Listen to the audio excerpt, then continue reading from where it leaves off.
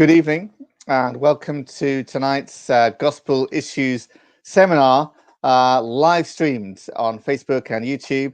It's great to see you, great to have you with us.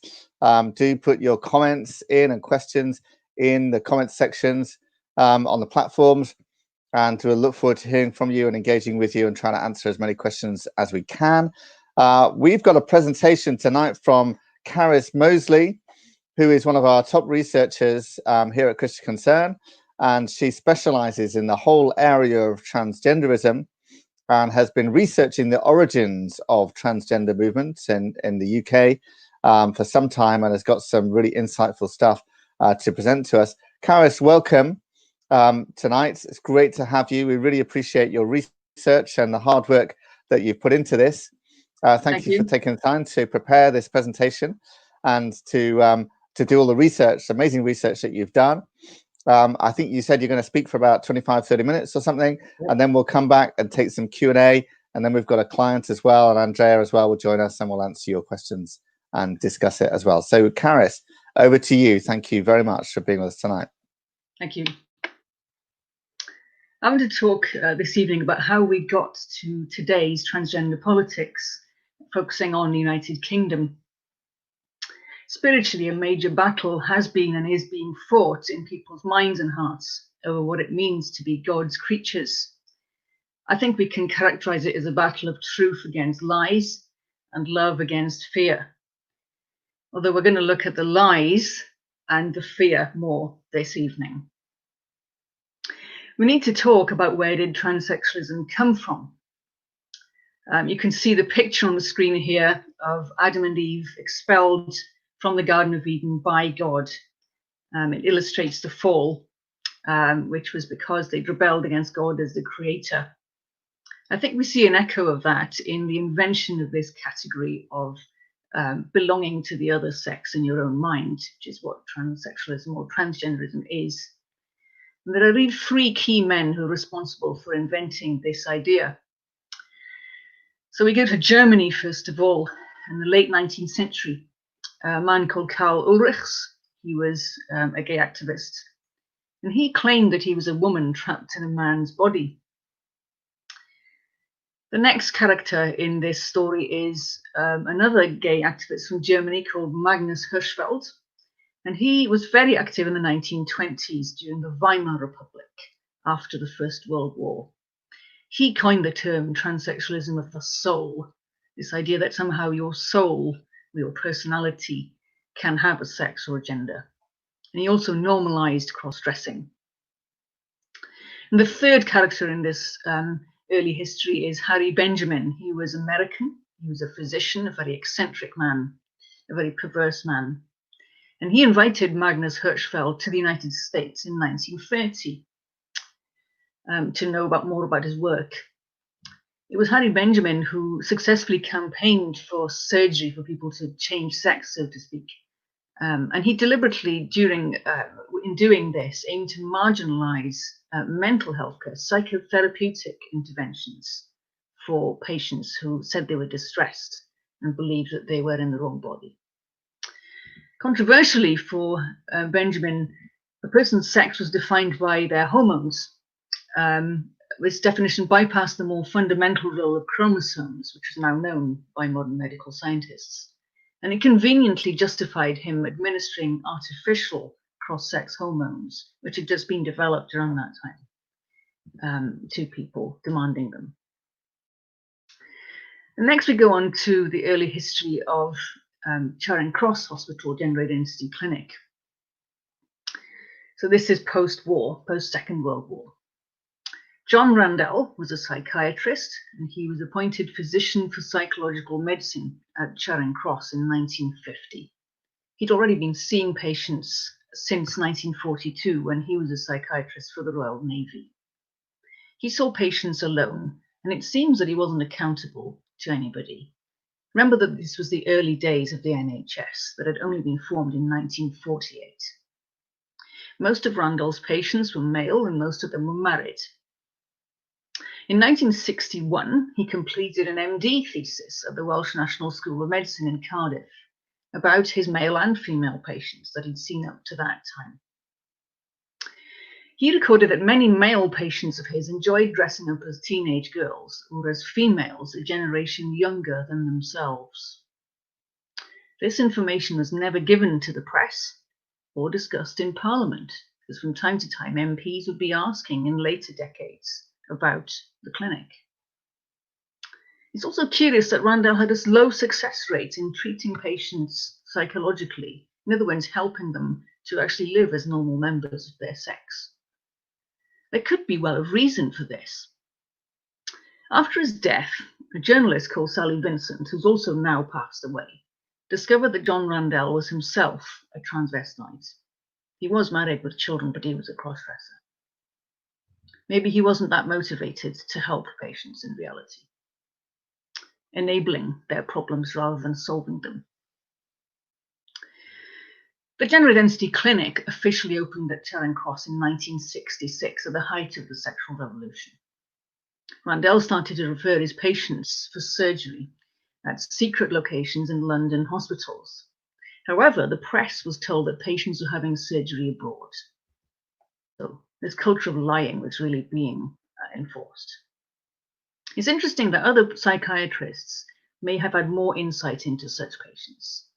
For example, John Ball was a young psychiatrist who completed a thesis on these patients in the 1960s in the UK.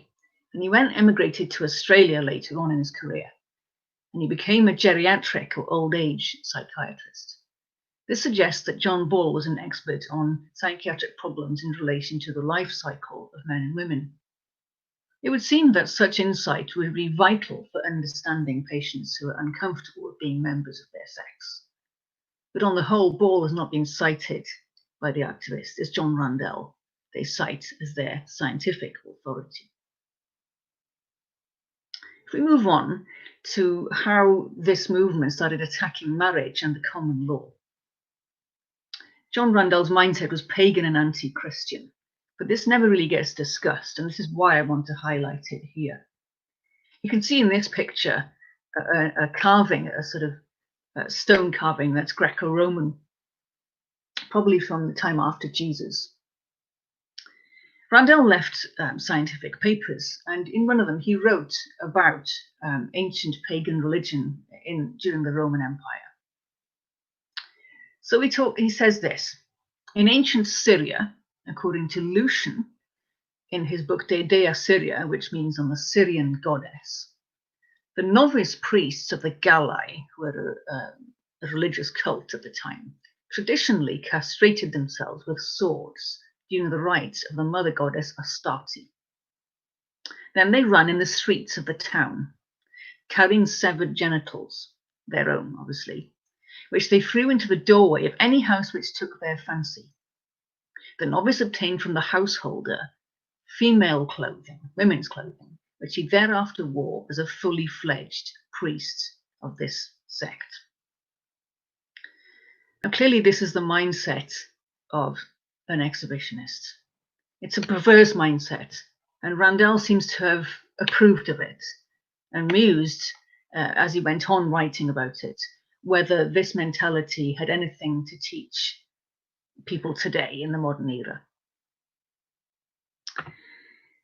Continuing on the fact that this was an attack on traditional Christian views of marriage and understanding of the law in the United Kingdom, it's clear that he and those around him knew that they were operating at the edge of the common law of England and Wales. So, for example, Thomas E. James was a law professor at the time at King's College London. He made it very clear that castration was prohibited in the common law. Surgery, sex change surgery, would be deemed a criminal assault, even with the consent of the patient, unless psychological therapeutic benefit coming from it could be proven. And that's where we get all this rhetoric, all this propaganda about the fact that people are supposedly happier after surgery. It's clear from these early writings that clinicians didn't really care about family members, including mostly wives. It tends to be that the male patients are often married, female patients are much less likely to be married. The clinicians seem to have thought they could get away with persuading family members, especially wives, to adjust to these perversions.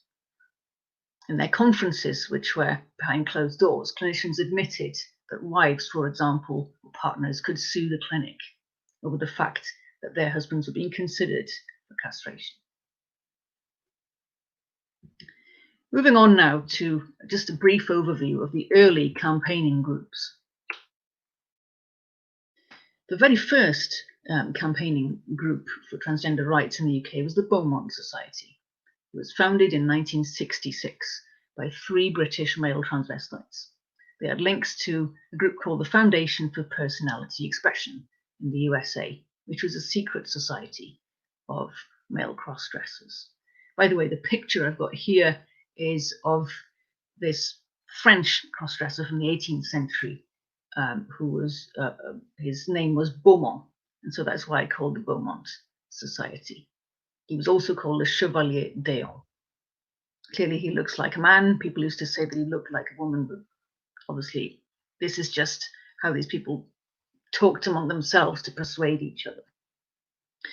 So the Beaumont Society lied about membership numbers to give the impression that there were more members than there were.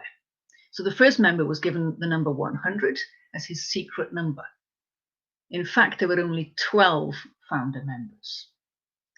And so they grossly inflated the numbers. This is a tactic, obviously. Other early groups from Britain from the 1970s and 80s include the Self-Help Association for Transsexuals, which ran newsletters during the early 80s, and the Gender Trust. And the founder of both of these was Stephen Whittle, who was a female-to-male transgender person, a legal academic and a lawyer, and is really the great mind behind transsexual rights and transgender campaigning in the law in the United Kingdom. This tactic of creating lots of groups and inflating membership numbers is, I like to think of it as a kaleidoscope effect, where everything is magnified and made to look more colourful and more varied, and it attracts more people. It's there's a snowball effect there. We need to move on to talking about how the activists targeted international institutions now, especially European ones. 3 key institutions were targeted in 1989, the year the Iron Curtain fell, which is significant. The Council of Europe, the European Parliament, and the European Court of Human Rights. Marxists and communists targeted the European Parliament, the Council of Europe, and the European Court of Human Rights that year. They used the concept of psychological sex, this idea that your mind or your soul or your personality was either male or female, regardless of your body. They got this from another early clinician I haven't mentioned, but which most of you will have heard of, which is John Money. He was American. He was very involved in treating children from the 1950s onwards as well, building on the work of the 3 earlier activists that I mentioned at the start of the talk. But why advance this concept of psychological sex? The answer is to be able to distort the law more easily, rather than use the term gender, which wasn't really being used a lot in Europe at the time. The activists knew they couldn't advance their cause through means of attacking the common law in the UK, because they would have to go through the courts and through the lower courts, where more common sense would probably prevail more.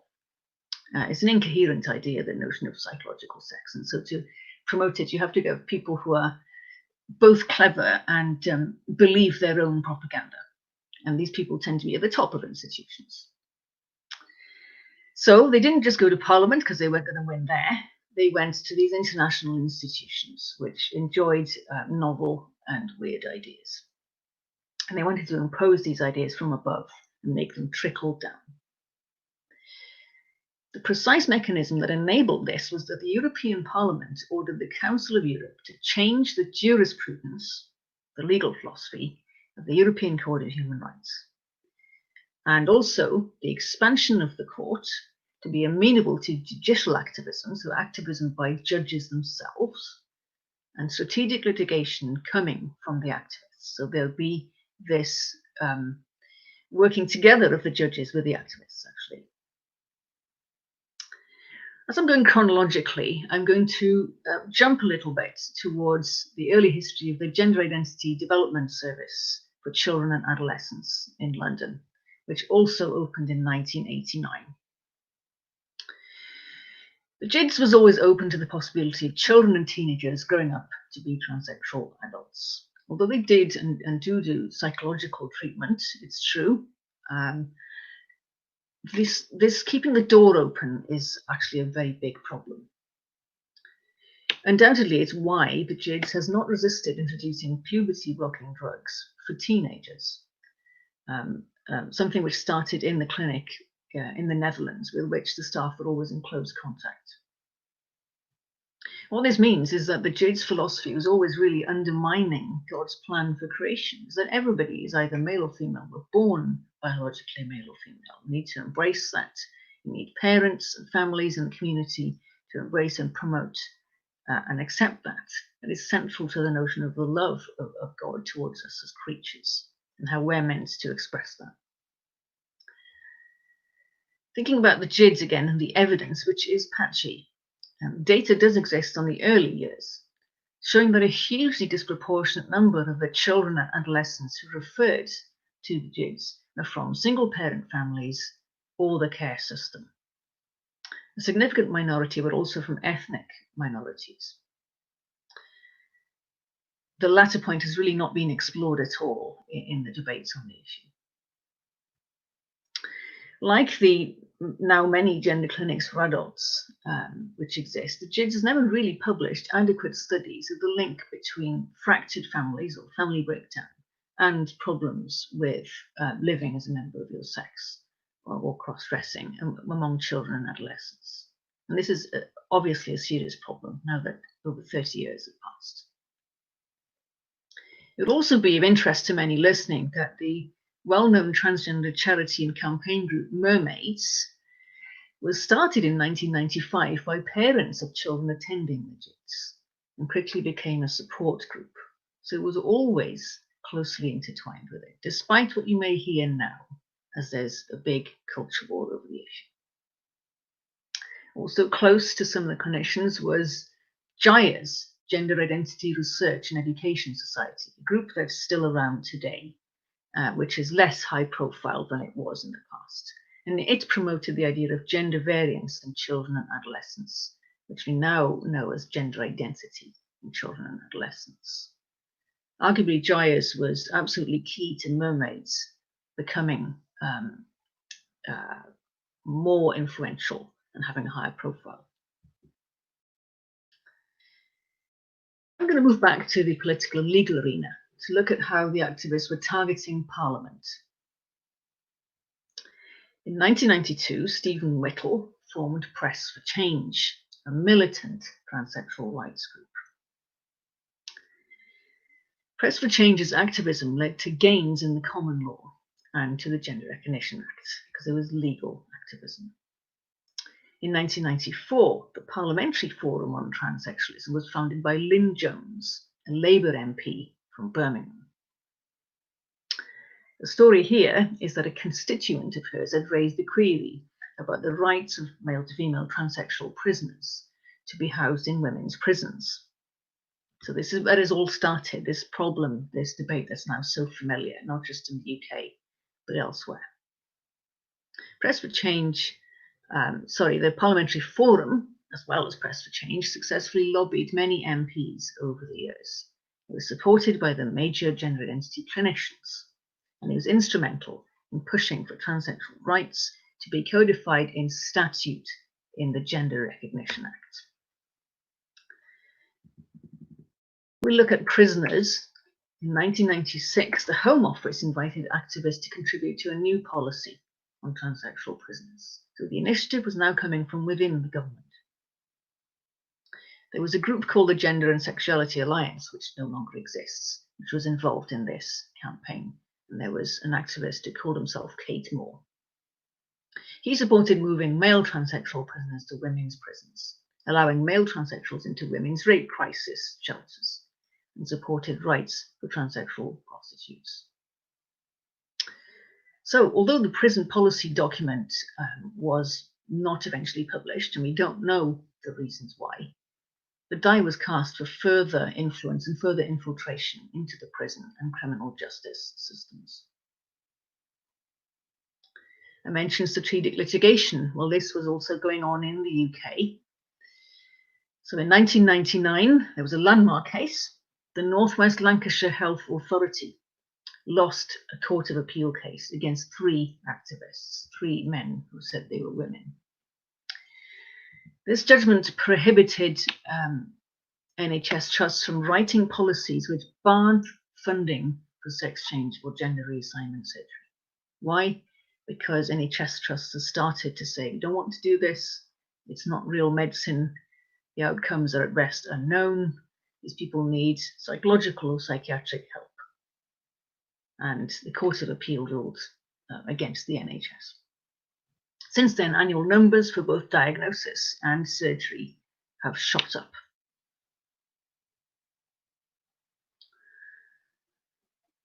And what happened then? The activists went on to capture Parliament. In 2002, the United Kingdom government lost at the European Court of Human Rights in the case of Christine Goodwin.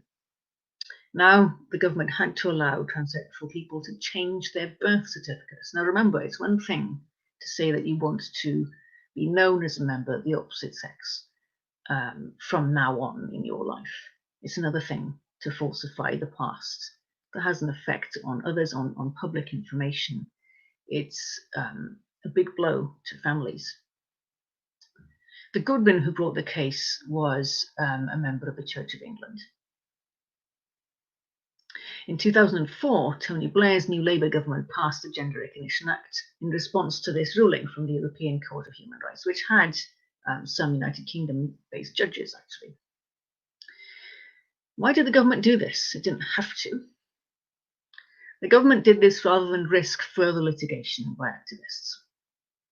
They must have been afraid of multiple lawsuits to have done that. The Lord Chancellor's Department made an assessment of the impact. This was before equality impact assessments, but nevertheless, they did assess the impact. But why did they bother? Because they focused narrowly on the financial risks without bothering to assess the social consequences and the psychological consequences for the population at large. There were Christians who stood up, especially, for example, the Evangelical Alliance and the Christian Institute, but they were ignored, mostly. So what effect did the Gender Recognition Act have? Well, the age of patients has decreased. It used to be that patients had a midlife crisis, and already they had serious psychological problems. You don't want to belittle those. Well, now there are lots more patients who are young, and you could say that they're having a quarter-life crisis in their mid-20s or early 30s. There's an increase in the spread of the propaganda that people are born that way, they're born in the wrong body, an insult to God as the creator, a failure to live up to the standard of loving, being loving towards those with weaknesses, which is significant because we all have them. We all have different weaknesses. And in today's culture, many people have a very complex, not always a positive relationship to their own bodies. It's worth saying at this point that most patients who were interviewed in the 1980s, in the early 1980s, by another researcher called Brian Tully, who was a chartered psychologist, didn't claim to be born that way. And they didn't have a history of cross-dressing when growing up. Something happened to them along the way, and he actually talks about that in his book on the subject. What else happened after the Gender Recognition Act? More transsexual sex offenders campaigned for the right to enter women's prisons, because the notion of rights obviously had been changed to whatever you think you are. They're now much more subjective and therefore malleable. Meanwhile, some other activists were quietly infiltrating the NHS and allowed to start writing policies. Perhaps with hindsight, it's important to say it looks as if nobody was really monitoring what was going on or challenging it. Another likely effect of the Gender Recognition Act, which has not been studied, is the decline in quality and accuracy of information on who is male or female. Now, the Act became law in April 2005, and since then, certain data sets have recorded people as male or female, or their gender as unknown. So, for example, NHS England data on drug use, the National DNA Database, police forces, crime figures don't readily show if somebody has transgender status as well as being male or female, if we're talking about the perpetrator. They do, however, show victims of hate crime. So there's a one-sidedness and a bias. Department for Education in England, schools exclusion data, prevent duty and channel panel data. You would think that such important information needed to be recorded accurately and truthfully. This is a large-scale infiltration of the government, or capitulation, perhaps we should say at the same time. Moving on now to the Equality Act 2010, which is also very important in terms of statute law and influencing the daily lives of millions of people in this country and how people behave in the workplace and what's expected of us. Since 2010, when the Act was passed, all public sector bodies, including government departments, have had to promote equality for people with all 9 protected characteristics. This includes age, sex, pregnancy and maternity for women, race, religion or belief, and it also includes sexual orientation and gender reassignment.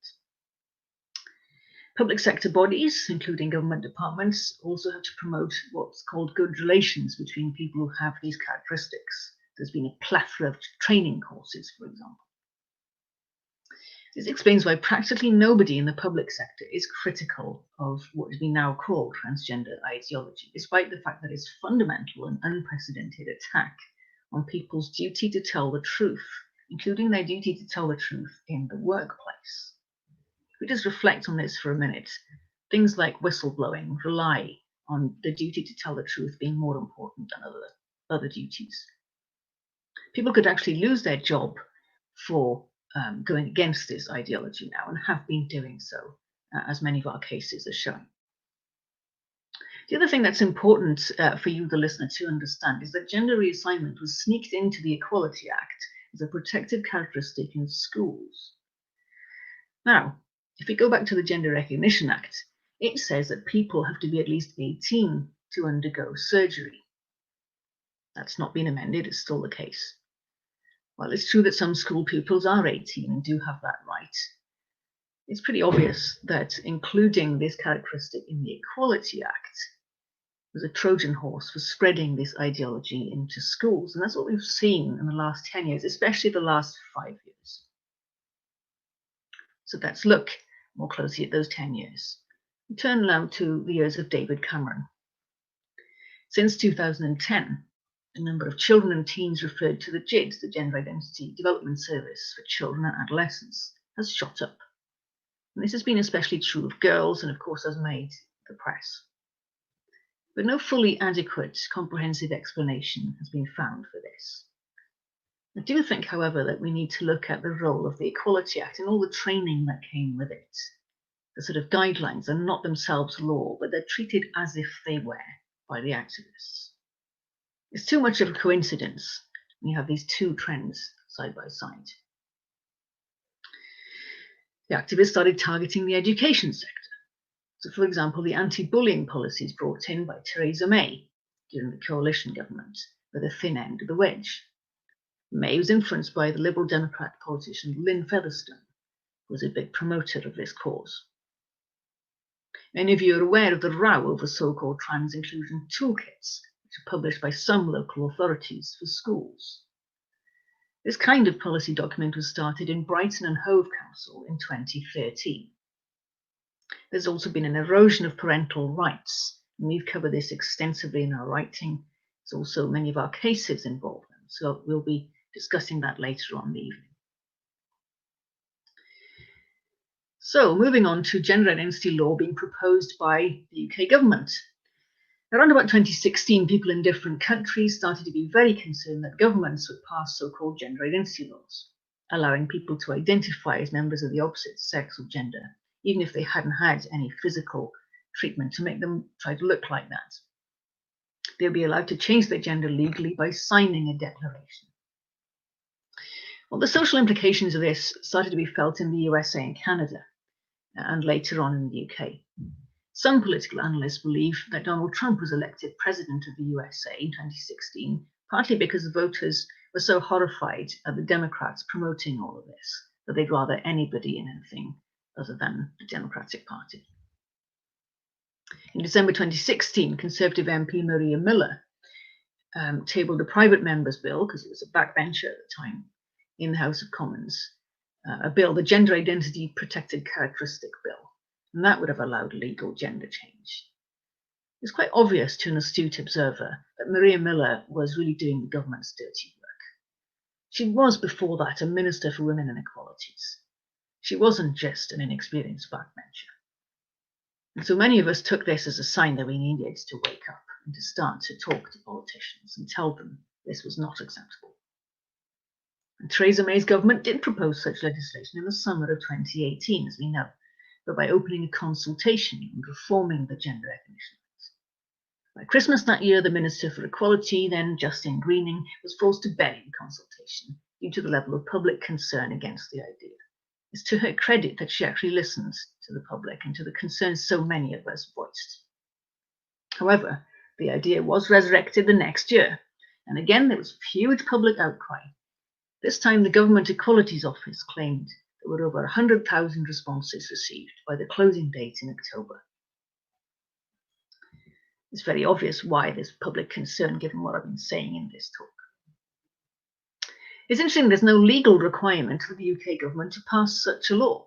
Even the European Court of Human Rights, which has repeatedly ruled in favour of transsexual rights activists, acknowledges that member states of the Council of Europe, which is responsible for the court, come under its jurisdiction, have a margin of appreciation as to how they implement these rights.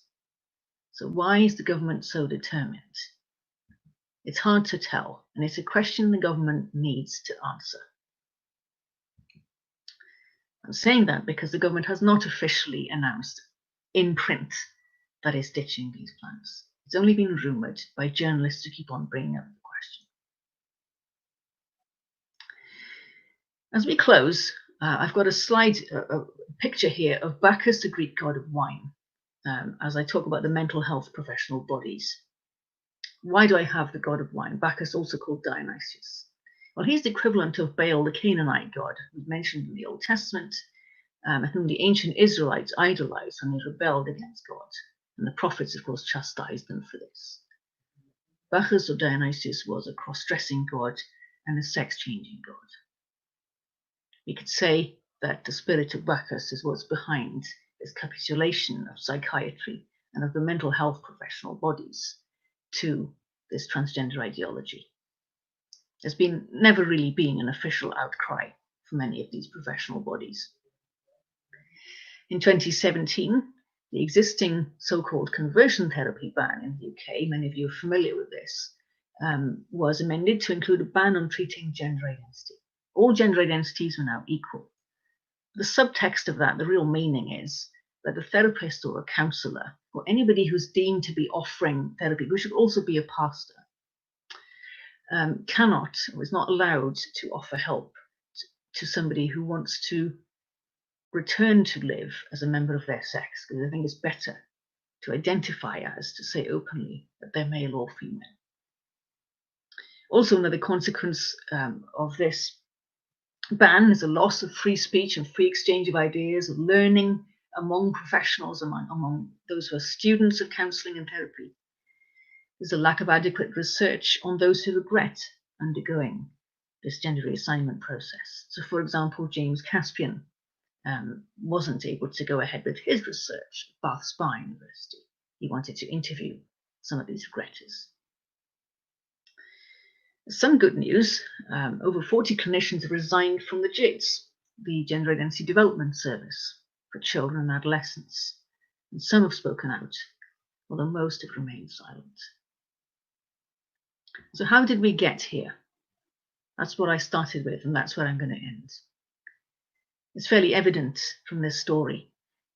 We got here by too many people believing lies, wanting to believe them for whatever motivation.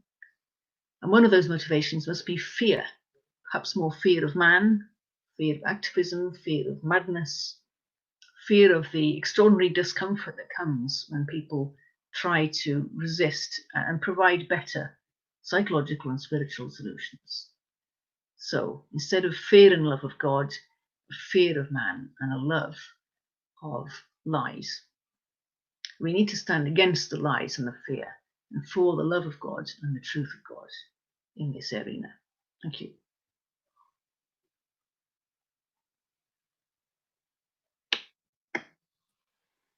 Thank you, Carys. That was really great. Lots of incredible information there and lots of detail there. I really appreciated it. Thank you for all the research you've done there. There's a lot of really good information there. I've got Andrea Williams as well, I think, on the show. Andrea, great to have you with us as well. Great to be with you. A lot of information there to digest. So I'm sure that pack, that resource will be up on the website sometime soon, because it really is something I think that's good for those of us that are particularly interested in this to delve in deep with. Yeah, so we've got a question here. Pete Chris Hodge saying, if a person identifies as a member of the opposite sex, why is it just blindly accepted without medical or scientific evidence? And surely it's open to abuse by sex offenders. And I think the point here is, we hear a lot about following the science, and of course in coronavirus, the science has been emphasized very heavily here. And here is something that is actually contrary to science and contrary to common sense as well. Why do you think society is actually moving to accept this kind of stuff? Carys, maybe you first. Can I just say before Carys says that, I think with regard to the YouTube, there may be an issue and people will need to reload the page in order to continue making comments. So it would be great if you could do that, because we'd love for you to be particularly with us in this question and answer time at this point. But yes, Carys, it'd be great to have your answer to that question there. That's a big question, and the thing is, you can try to research the paper trail, is what I've been trying to do. The decision makers, the politicians, the doctors. There are signs that, for example, family doctors early on tried to resist, and it's true that the lower down the decision making chain you go, the more resistance there is, because as Tim said, there's more common sense, and people are less in love with big ideas. So I think, though, the overarching answer to the gentleman is that the erosion of worship of God and Christian truth in medical ethics and in Parliament and just generally in Western society. There is no really other adequate answer. And that is why I think, although we've heard good and conscientious voices who are not Christians, who are speaking up in society, they never are able to quite say, this business of lying and dressing and presenting yourself as somebody other than who you are is fundamentally wrong. The Bible tells us lying is wrong. It's not going to help anybody. Yeah. And it's actually quite a small portion of people, isn't it, Carys, as well? It's not like a huge movement, is it really? It's not like there's lots and lots of people who want to change gender or have changed gender, is it? I mean, it's incredible what an influence a small portion of the population has, isn't it? That's true, but it has grown a lot. I remember not long ago, The Guardian had done some freedom of information requests and produced a graph. They didn't produce all of the responses they had, but just looking and trying to guess from that graph, I estimate between 20 and 30,000 people have actually gone to a gender clinic since Charing Cross opened, and that's over last half century or more now. Right. So it has gone up and up and up over the decades. And it's been quite deliberate. It's the power of suggestion. And of course, now, because it's in the mass media, it's suggested to everybody through social media, which is why you have it among teens. And it's now, of course, policy. That's the difference. And that's why we're here, in a way. It's become this school's policy and so on and so forth. Yeah. And so despite being quite a small number of people, its significance is massive. And I think, Carys, you've hit the nail on the head there in many ways by keep on rooting us back to this lie against the truth. But when we normalize a lie, and when culturally the lie becomes the truth, the lie is replaced for the truth within society, this power of suggestion that you can be something different, then you end up in this confusion and chaos, and in a world that's increasingly confused and chaotic around human identity, around being made, the notion of being made in the image of God, male and female, of immense worth. The Genesis 1 denial, when that falls, when that tumbles away, and there is no notion of what truth is, what gospel truth is, what it is to be made with a purpose, male and female in the image of God, then you end up with this kind of, well, chaos. I repeat that word again. But sadly, again, we're hitting on it there again, Carys. One of the things that is concerning in this history that you've shown us is that once upon a time, it was a sort of thoroughly middle-aged crisis, mainly amongst men. That was certainly, in any event, what was catalogued. But now many of the incidences we hear are of young women in teenage years being confused about who they are. And as I've been watching this issue over the past 20 years, it used to be the situation that we'd be hearing a lot about eating disorders, and they're still there, of course. But now replaced in our senior schools, you hear more about gender identity change amongst girls than eating disorders. I'm not saying the eating disorders have gone at all, but that was not something that we were hearing about even 5 years ago in the same way. And so there is definitely there's been a shift. But as you've been saying, Carys, what we have is a lack of data and a shutting down of those that want to study and analyze these data, and an inability to access it properly. So James Caspian, who wanted to look at the trans regressors, was prohibited from doing so from Bath Spa University. So it's not strong when all we can push is anecdotes. We have to begin to collect the data. But if a system is caught up in a lie, if a system is caught up in a situation whereby they're not really wanting to get to the bottom, to get to the truth, then we end up again with more confusion. Yeah, Andy Sanders here is asking a good question. What are the statistics for people who have detransitioned? And that's a difficult one, isn't it? Because they've been banned from researching it, right, Carys? There aren't, is the short question. I mean, when one asks, we're told that, oh, they're on their way or not yet, or there's always an excuse. And there are many of us who've been asking those questions, under freedom of information. It's not good enough. And I've heard activists deny that there should be that information because there are so few of these people. We don't know. And because this is contrary to medicine, I mean, of course, there's an attempt to cover up, really. And I don't know how you would get at the information. I think, well, I have my ideas, but Andrea is right. At the moment, we're stuck. Well, we have anecdotes and individual stories, and which are very, very important. Is what in one sense, it's all about the individual and his or her journey to back to health. But why we need data, which perhaps isn't appealing, obviously, is we need to see the big patterns. For example, are there more people in large cities where there is such a clinic? Probably yes. Stick a gender clinic somewhere, more people will identify as something or other and turn up. It's that simple, And can I just say tonight that if there are people who are confused, who are struggling with their gender identity, then we do know people at Christian Concern who can really help them to talk through these issues. And there are also amazing groups such as Core Issues Trust and the IFTCC network that runs across the world. Really, again, it would be great if the Christian Concern backstage, the Christian Concern team could put those websites on the live stream comments here, so that those organisations and people can get in contact with those places. Well, and the other thing is these the stories when they do come out are very, very powerful, aren't they? Like Very I was powerful. Peter Benjamin's story again. Put a link up of that. We've got a Yes. video of him telling his story on our website.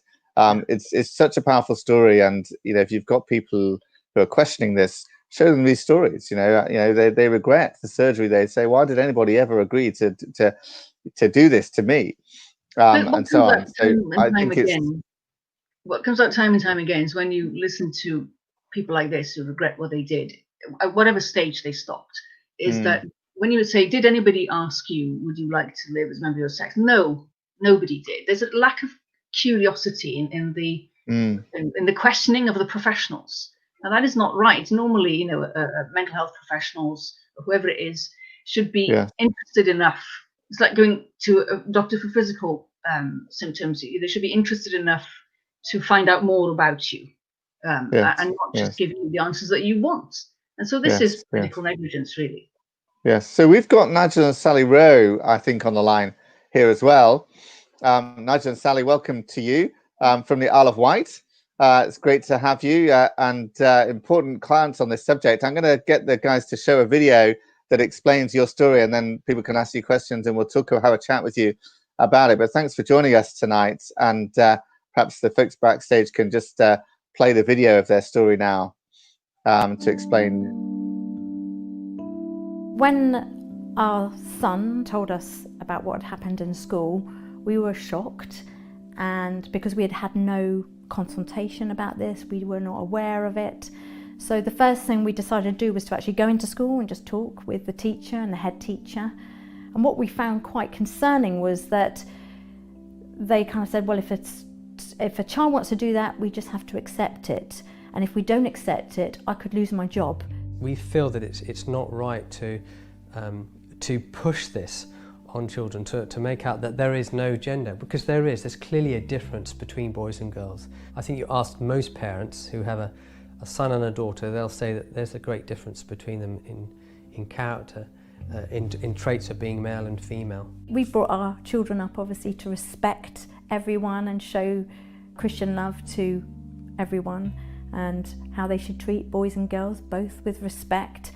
So that it's confusing for them then to come across who was a boy with a certain name is now dressed as a girl with a girl's name. I know from speaking to other parents that other children were confused, and took a while to come round to the idea that their friend who was a boy is now dressing as a girl. And the same situation. And then the same happened with happened with the younger son at the age of 6. At the age of 6, and again in his class, the child and just said, Daddy, I'm confused. Yeah, the child came home and said, I'm confused. I don't understand. And we never really taught him that word, so that really concerned us, and then we realised that we then had an issue here.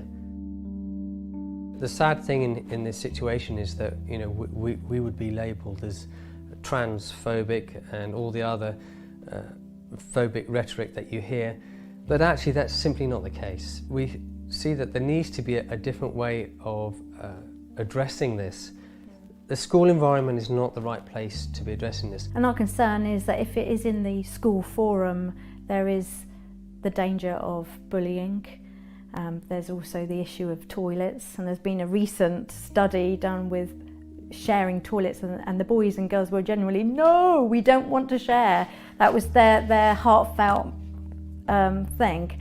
There's lots of issues that need to be thought about and consulted with, so that it is treated and done in the correct way, in a good way that is going to be for the benefit of all the children concerned, not just the transgender child, but also the other children that attend the school.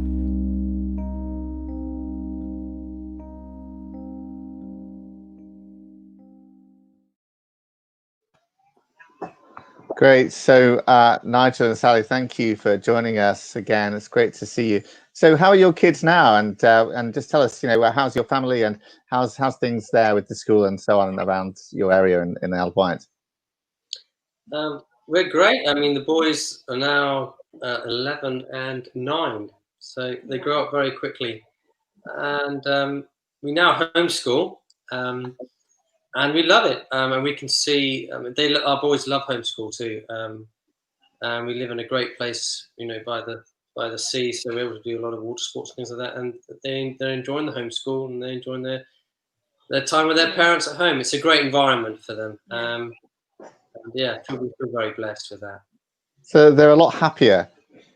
A lot happier. They're really And I think what a lot of people were shocked about here is that a 6-year-old boys, and it happened twice in your school as well.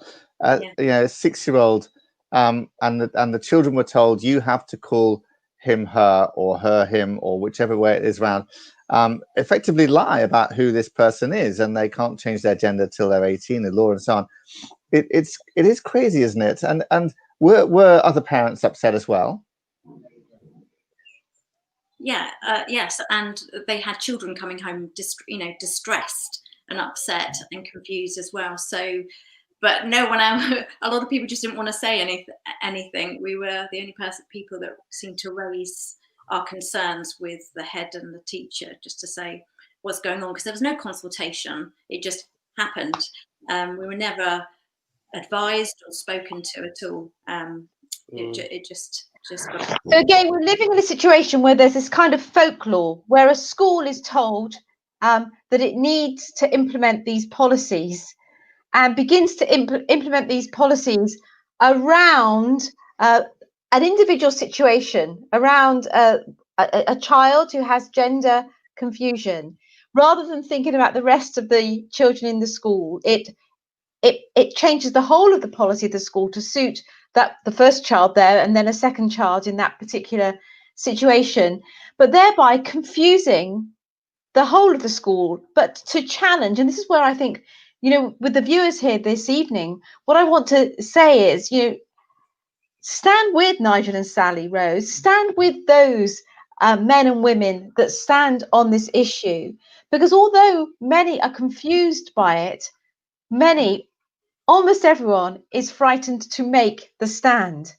And we found this because Nigel and Sally were brave enough. They were the first couple that spoke out publicly on this issue. And we know at Christian Concern that there have been many other situations where children as young as 5 and 6 are transitioning in schools, where mermaids have come into the schools, and where governors have lost. If we remember the case of John Parker, that governors have lost their positions just for challenging the policy, and the remaining We've governors. got a story here, John, on YouTube.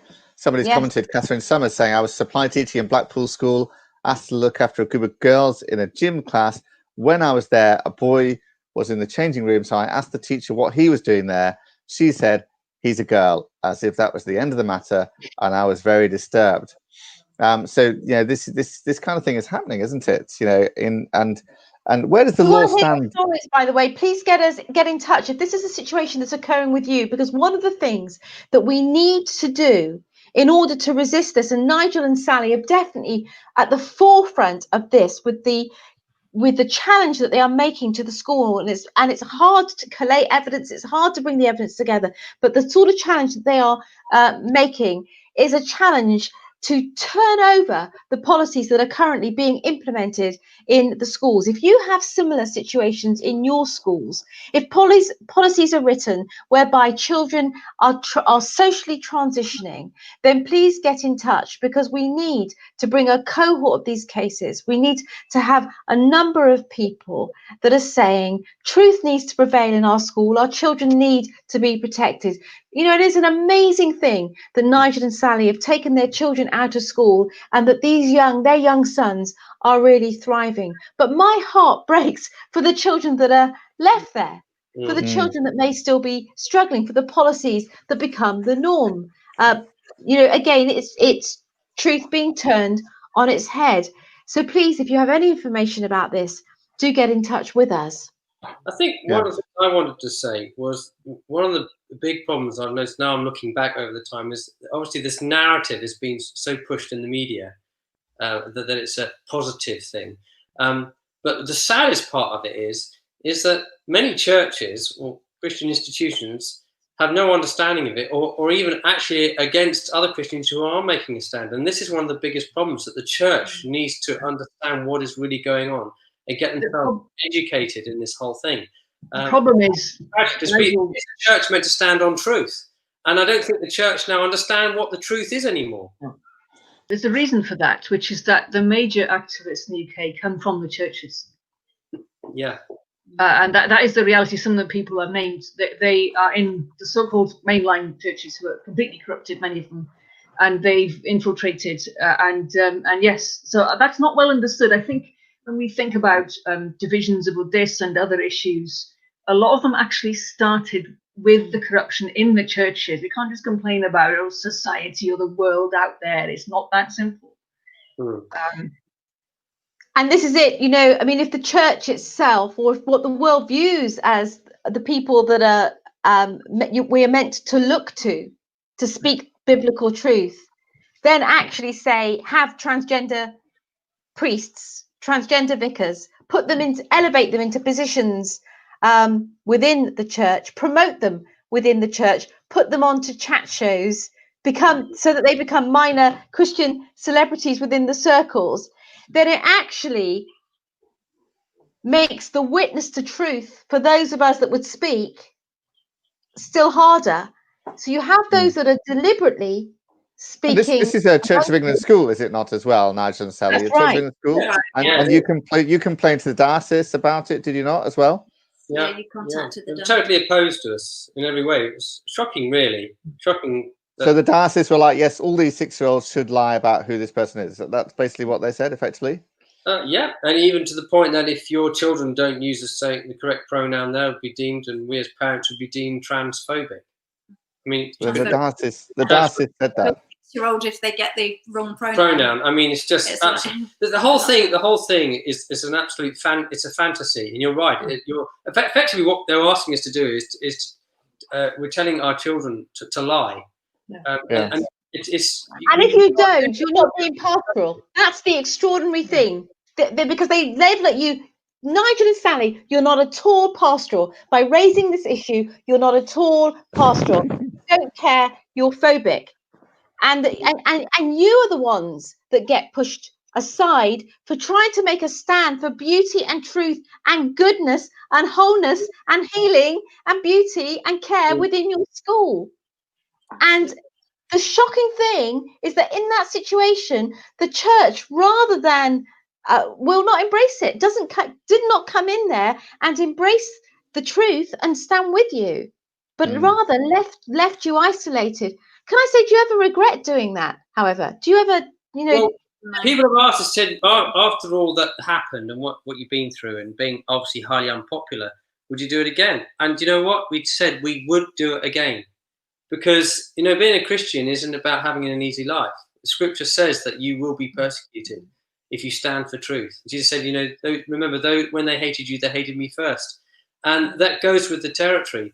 I understand most Christians are in fear to make a stand for truth, but that's the price of being a follower of Christ. We have to accept that you will be persecuted for standing for the truth, but it's worth it. And it's wonderful. And I'll tell you one thing we find. It's amazing how God blesses. Our marriage is so blessed. Our boys are so blessed. They're so happy. We found God's providence in so many things in our lives. Absolutely. More sense and more joy. Sense, yeah. More joy and more peace. But it doesn't make sense, incredible. even though we're still despised by the community. So it's part of the territory of being a true believer in Christ. I have to say, can I also say on that we just the Christian Concerned family, as you know, I hope you know just how much you're loved by us for making this stand, because we see the cost. We see the costs that we see what it takes, and it is also our joy and our privilege to stand with you as you live out the consequences in your community for standing. I mean, they know you were so heavily involved, weren't you, in the community? You were so heavily involved in terms of bringing the school assemblies, organising local festivals. So they know your love, and don't they, and your love for all the children in the school. Yeah, absolutely. So what would your advice be then, maybe Nigel and Sally, maybe Andrea, to parents who have children in schools where this kind of issue is coming up, or even to teachers who are faced with a child who wants to change gender and so on? What would your advice be to them? My My honest opinion is, I think we're getting to a point in the school system where actually Christian parents should really start thinking about homeschooling now, because the agenda, the narrative is being pushed to such an extent that they're forcing Christian parents down this road of, the whole issue of transgenderism and sexual ethics, homosexuality, all those things which we obviously as Christians believe that marriage is between one man, one woman for life. Those things no longer are not allowed to be taught. And so if this agenda is being pushed so hard, I think Christian parents often have no option really. If they don't want to be indoctrinated with a secular humanism agenda, they have to homeschool. And I think if more Christian parents did it, there'd be a bigger community where we can support one another. But obviously, I know the government wouldn't. Well, do you know, we've all been forced into it the last 10 weeks or something, haven't we? My kids are learning at home, or the one that's still in school age, and getting lessons from the school to complete, and certainly hasn't got this kind of thing to deal with at the moment. And maybe God's doing something there with that, as showing us that homeschooling isn't quite so bad as we might have thought it was, or quite so fearsome as we might have thought it was. Can I say one of the things that's really important about all of this, and as we see that Carys's big point, which is lies versus truth, fear versus love, is that as Christians, as people that really love the Lord Jesus Christ, when the Lord gives us our children, we need to keep our children safe in his knowledge and in his truth. And we can't just, as the church or as Christian parents, hand them across to a state ideology, which is increasingly where we're at in our schools. So either we have to be so in positions whereby within the schools whereby we're shaping the culture of the school, or we as the church need to be starting our own schools. We need to be homeschooling, starting our own schools. We really need to believe that we can, because we need to raise up a next generation that's fearless, that knows Genesis 1, that knows that they're born male and female, that knows that the place for life and beauty and nurture, the family starts with a marriage between one man and woman. All of these things are the sort of things that we need to be teaching this next generation. And to just hand them over, this idea that we can hand over our 4-year-olds and our 5-year-olds and our 6-year-olds to the state ideology, which would say, 5-year-old, you can change your gender. Or that can teach you that there are all sorts of relationships which are entirely normal, sexual relationships which are entirely normal, that sex is permitted out with the bond of a marriage between one man and woman. These are not things we put our children in the school for 6 hours, 7 hours a day, and expect them to come out without being impacted by that, or thinking that half an hour of Sunday school is going to change how they think, but it can't. So we've got so we need to really be addressing that if we want a next generation that really loves the Lord Jesus Christ. Yeah, and I think there's scope here for remote learning and Christian remote learning to be set up, and Christian schools to be set up which combine some aspects of remote learning as well, potentially, because we've learned how to do that. We've been forced into it through the lockdown, haven't we? And forced to spend more time with our families. What would your advice be to churches, though? How do you think churches can respond to this whole transgender agenda? Maybe Carys, what's your view on that? What's your thinking on that? I think churches need to build a culture of thankfulness to God as the creator. Because when I spoke about rebellion against God at the beginning, it was all about the fall, and churches need to accept Genesis as history. That's the bottom line. I wouldn't have said that 15 years ago, but I say it now. The churches that don't stand on Genesis 1 to 11 as true history are the ones that have capitulated or stayed silent. There are people in those churches who are very concerned, but they don't understand the mind of Christ on Genesis and the Old Testament. And then to show the culture, the life that comes from that, show it forth, develop training, share testimonies of healing, because they do exist. One does meet and talk with these people, and they need to be bold and courageous. And for that, you need independent financing of the church, to be distinct from the state in every way. Yes, but thankfulness to God, gratitude to God is central to the Christian life anyway. Yeah, yeah. And somebody put earlier on the comments, trans rights are human rights, a very simplistic slogan. But what would your response be to that, Carys? That kind of slogan that we get all the time from people. Yeah, I mean that slogan actually encapsulates what I said about the institutions. Although I think it's an American slogan, but it's the same mentality, which is that human rights are based on just self-expression of what you are in your mind or your feelings. And of course, there is a right to self-expression, but it's not absolute, and no rights are completely absolute above all others. In reality, people with these problems, they belong to their sex and they have God-given dignity and rights as members of their sex. But because these false ideas have been circulated and suggested to them, that dignity and sometimes the right to live as a member of your sex has been eroded. And you think that so many people with these problems have come from fractured or abusive backgrounds, have been humoured and basically when they were in a low point in their lives being talked into this process of gender reassignment only to regret it. That is actually an abuse of their sex-based rights and dignity. Yeah, yeah. And somebody was asking earlier, because you mentioned about the pressure from European institutions, Carys, whether leaving the EU, when we finally do, whether that would make a difference. So that will help us be independent in this and form our own laws in this. Is that right?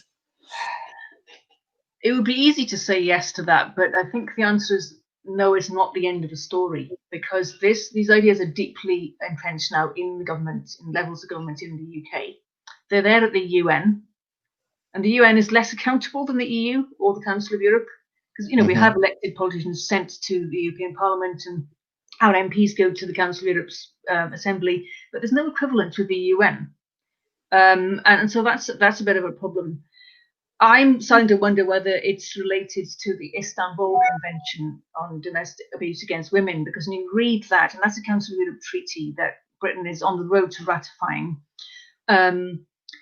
it actually, the definition of women is completely fudged by this notion of gender. And I'm quite concerned about that. And I think that's why there are some countries in Europe that are starting to say, we're not going to have the Istanbul Convention because there's an agenda behind it. Which is not just about protecting women, it's redefining men and women. So, but I don't have an answer. I think the government should answer that question plainly, actually. And so we're not finished yet. No, I don't think that Brexit will mean that this ideology goes away. I think, as you say, it's firm. It's already there in practice, and law follows practice. Yeah. And so we need to be exposing what is going on. We need more people to stand courageously against it. For I fear that if they don't, we're going to see more and more human casualties. I mean, I think just as I spoke earlier about a number of the young girls coming through, I think some of those really sad stories, those transition regret stories of women in their mid to late 20s, very often this all again seems to be a pattern of young women taking the hormones, having double mastectomies, chest binding for a number of years, double mastectomies, having hormones that lower their voice, and then realizing, we hear so many of these stories with the detransitioners, that it didn't take away the confusion. I remember speaking with Pete Benjamin. He's got his own detransitioners group now on the internet, but I remember speaking with him and I said, what did it feel like immediately afterwards? Euphoric. How long did that last for? And he said 30 minutes. I mean, actually, it was like in the secret of his self. And the secret of self, there is still this aching hole to be known, of course, by God, who knows the true identity and can heal the hurt of all these people that are confused, and also the hurt the society would foist upon them because of our current confusion and our current practice. And the law is going to follow the practice unless we raise a movement, unless we raise a voice. And that is what Nigel and Sally have been seeking to do. That is what Carys and Tim seek to do daily in their work. And also, of course, the work of Core Issues, IFTCC, and those that are coming out and speaking.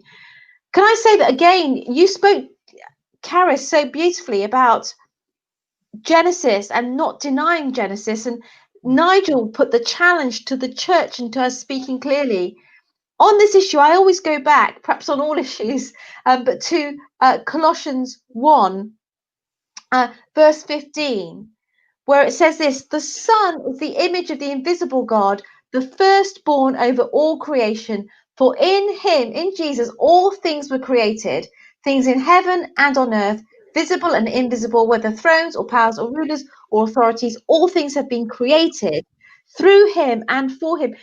Just imagine that we're all created for him, through him and for him. He's before him, and in him all things hold together. For God was pleased to have all his fullness dwell and in him, and through him in Jesus all things can be reconciled, whether things on earth or things in heaven, by making peace through his blood shed on the cross.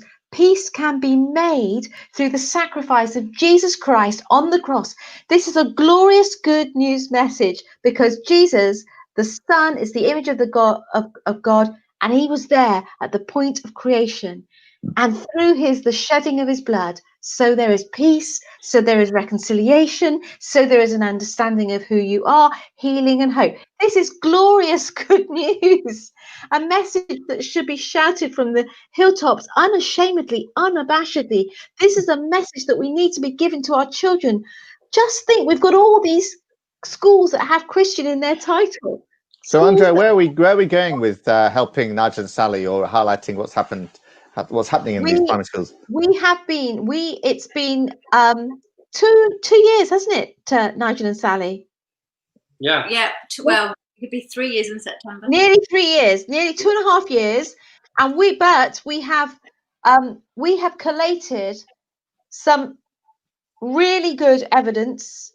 We've created some really some expert evidence, and we are ready. We have not gone away, and we are going to be launching a case around Nigel and Sally's situation, around the policies in school.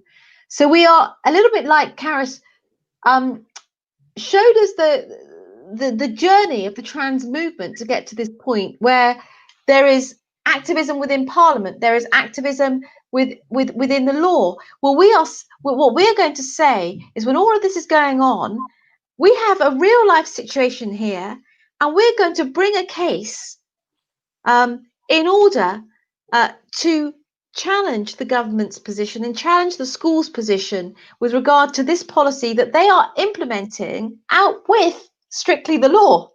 It's policy implementation. So the idea, Andrea, is to say that a young child should not be allowed to just choose what gender they are from one day to the next. Yeah, they should have to abide by school uniform policies, and according to the gender which they are, the sex which they are, and other people should refer to them according to that. And basically, that's in line with the law anyway. So it's kind of crazy for a 6-year-old, for the school to be saying to a 6-year-old, you can choose whatever gender you are, and everyone else has to go along with that and lie about who you are. That's the idea behind the case, is it? But well, really, and also to talk about abuse, because what happens is you end up with a coercion. You end up with the coercion of the many. Teachers end up being punished unless they accept the agenda. Parents are punished. School governors are punished. So there needs to be freedom to resist this ideology within the schools. Yeah. I noticed Charlie Allison there saying, do we have a document that can help people writing SRE policies? We do have one of those. Maybe somebody backstage can put something up about that. We have put some stuff out about how to do these policies, and we are really encouraging people to object to the new SRE regulations that are coming in September.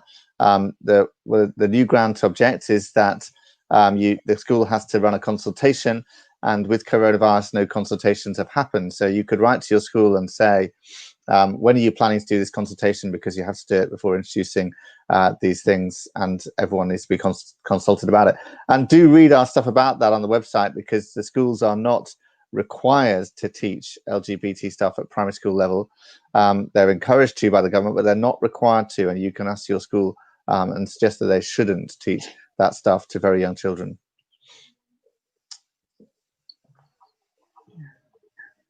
So, any more questions or points that people want to make here? Has coronavirus changed this at all, Carys? You know, the whole sort of lockdown thing, and obviously there's a gender-specific aspect to coronavirus as well. Men are much more prone to it, biological men. Has this changed it at all? Has this changed people's thinking at all? Well, Public Health England was meant to do a rapid review, meant to be published around about now, I think, about the effect of your sex and ethnicity and so on, other characteristics on vulnerability to the virus and response to it. So, however, Public Health England is a body that's also been quite keen to promote transgenderism. So we shall see. I haven't seen that document yet. And but in general, what's happened is gender clinics, and I've not been able to see people in person. Obviously, gender reassignment surgery has not been going on. Administration of cross-sex hormones has not been done, and that's a good thing. And I think that raises an interesting question with both children and adults.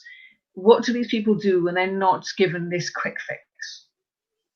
For some people, I expect they will be detransitioning because they will have space, because they'll be confined at home, and they'll have to think things through. And it's tricky, of course, because with some people, it will be a good experience, relatively speaking, to be at home, perhaps with family or with other people in the household. For others, it will be a cruel reminder of, the cause of their problems, which is perhaps those closest to them. And that, the lockdown isn't fair on us in that sense psychologically. Obviously, it's indiscriminate. Yeah. But I do think I expect it to have some kind of psychological effect. Yes. Yeah. Well, that's been a really great time. Thank you, Carys, so much for your wisdom and expertise and research there. Thank you, Nigel and Sally, for your stand. Really, really powerful. I'm sure many people have been inspired listening to your stand and what you've done on this video, and Andrea, your passion as well. Very inspiring. Thank you, everyone, for joining us on Facebook or YouTube. Do follow us and like us, and we'll look forward to chatting with you again very soon. I think we've got another one of these coming up in a week or two's time, and we're also live on Friday lunchtimes, and you can catch up on YouTube anyway. But it's great to see you all, and look forward to seeing you again soon. Good night. Bye. Bye. Bye.